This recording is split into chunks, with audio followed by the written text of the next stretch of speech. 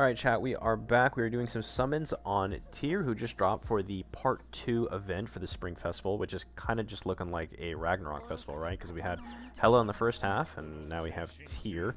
So his banner doesn't look too bad, right? We have LR Liz, we got Useless, and then we have like a Demonic Beast package here. We got Blue Meg, Green Yorm, Red Freyr, Red Thonar, Freya Useless, Rat Valenti, and then they slapped in Balder and Camilla, which is interesting, right? Because you could probably make a whole team right here between Tyr and Hela. Her banner's not the best, at least for making an unknown comp, but between the two of them, if you could afford both, it might not be bad. But not exactly 100% on how Tyr works in PvP. It does seem like his kit is pretty good for PvP, or PvE, sorry, so I'll go ahead and take a look at that real quick here while we do these summons. So the passive, follow my lead for each applicable ally participating in battle. They are crit res and crit def. Oh, we skipped animation. Crit res and crit def increase by 15%, and then their damage taken decreases by 15%, and his damage dealt increases by 20%. There's a lot going on there. So basically, he wants an unknown team / Ragnarok team. Crit res and crit def line's definitely going to be pretty good in Guild Wars. I'm seeing a little Demonic Beast icon. I can definitely see that being helpful there as well. Second clause applies Roar of the Battlefield to applicable allies at the start of the battle, which increases pierce rates by 3% and damage dealt by 2% for every 1% of HP lost. Okay, so the less HP that everybody has, the more pierce rate they're going to gain. So kind of standard from the original Tyr. I believe that was his passive, just for himself though. We got Green Yorm, already 6/6. Okay, and then he increases applicable allies' attack by 15% for 3 turns at the start of the ally's turn, which stacks up to 3 times. So every turn, everybody is just getting stronger with more attack. And if there is one enemy on the battlefield, all buffs are removed whenever Tyr uses a skill, which is kind of rare to be in that position, right? If there's only one person left, buff removal probably is irrelevant. But in the case of Demonic Beast Battle, there is only one enemy on the field, aside from, I guess, dogs. So that could be useful there. And then, if all allies use single target attacks 3 times or more in one turn, 2 debuffs are removed from each ally. And allies whose debuffs are removed are healed. Okay. Again, that does sound like kind of like a rat unit right there, right? Maybe even for deer, floor 4. We got a built-in cleanse, we got a built-in buff removal.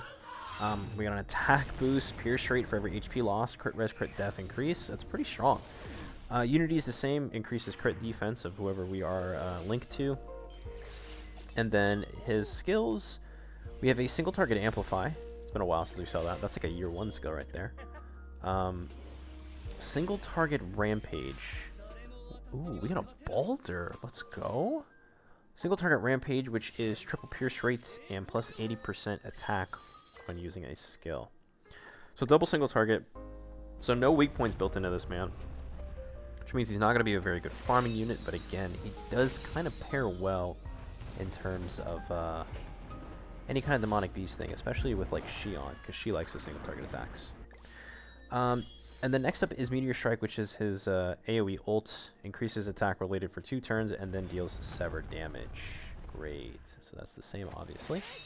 So when it comes to ult level, what do we got scaling here? Attack, the attack-related buff there, and then obviously the Unity link. So this sounds like a man that doesn't really need dupes to work, which is great, right? Because Hela liked to be at 2/6 to maximize her PvP potential. She could absolutely work at 1/6. That's not the point. He doesn't have any of that, right? The attack-related buff there is negligible, and then obviously if you want a really good link coming out of him, then you're going to want to 6/6 him for the Unity. But most people probably are doing that, right? So that's fine. And that kind of wraps up his kit, right? So that's pretty good. So, like I said, that's going to be for an unknown team and a Ragnarok team. Now, if we take a look at the current running PvP unknown and Rag teams, right now, obviously we're looking at pretty much Hell comps, right? So, frontline Hell, backline Camilla, which is probably goes without saying. And then there's basically... Oh, and a Camilla dude. This is fire so far. There's basically two variants of that, right? So you can have Lowly Merlin, people are running Rimuru, people are running Milim, even Balder, right? Especially if you're newer and you're starting off on this banner, you just grab the Balder, slap him in. It's a full unknown team right there. Looks real good. Where would Tyr fit? So he's kind of buffing the whole team. He likes the single target attacks. I think maybe in the Milim slot, right? Because she's a raw DPS. Tyr kind of seems that way too. He likes the buffs from Hela, so that'll help with his Amplify.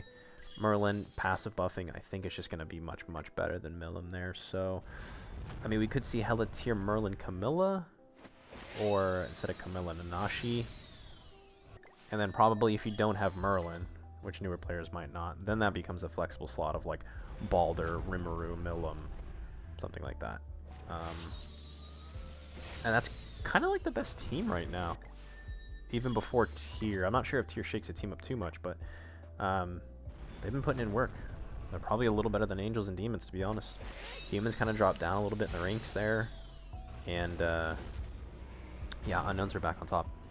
Which sometimes it feels like they never really leave, because when it comes to collabs, they're 75% Unknowns, otherwise Humans. So anytime there's a collab, it's either going to Unknown and it's going to Human.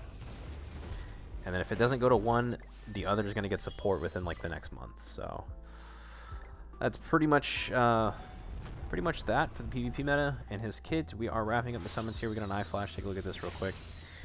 We did pretty decent. We got 2 useless dupes between Yorm and Meg, 2 fire dupes between Balder and Camilla, and it does look like, unfortunately, we have to go all the way to grab Tyr at the pity. But it's okay. Whoops. We had some extra, I got some extra gems still working on. A little bit of a stash, little 300, about 400 left for probably the collab. That probably happens at the end of the month. So if you guys like to drop a thumb, maybe so if you're into that. I'll see you in the next one.